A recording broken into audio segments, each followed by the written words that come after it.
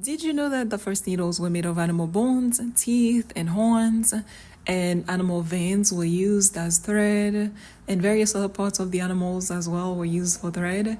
We've come a long way as human. This is an intro to my new series on hand sewing. I will be sharing a series of videos on sewing, hand sewing, from how to thread your needle to how to sew different stitches to making full projects from beginning to end. I'll be sharing all of that with you.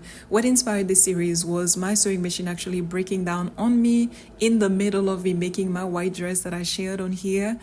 Thankfully, it was after adding my zipper. Not that you can't do that by hand, but I was glad it was after that.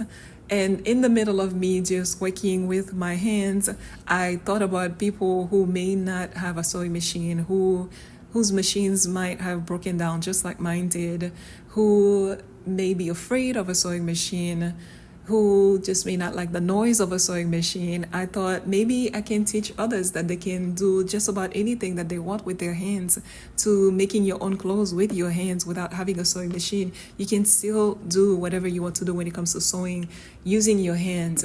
One of my favorite things about hand sewing is that I can take it anywhere I want. I don't have to be so stationary and be at a desk, at a table with a machine. I can sew in my living room. I can take my project anywhere I want.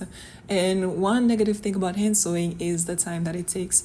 To me, that's the only negative for me. I love hand sewing. I love how relaxing it is. But even with it being time consuming, there are ways to actually make it go faster and still enjoy it. So I'll be sharing that with you as well.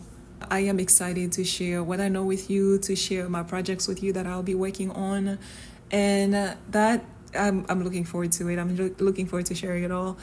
And I think that's all I have to share for this intro, and I will see you in the next few videos. Until next time, bye.